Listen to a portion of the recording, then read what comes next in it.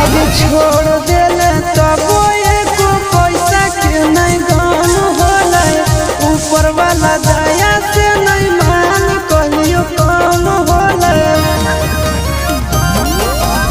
एको छोड़ के साथ में देखाओ अपन फोटो रे, तब हमरा छोड़ा विश्वास कुछ हो तो रे। आगे छोड़ने से बतियाई के हमर मन भरल रहे।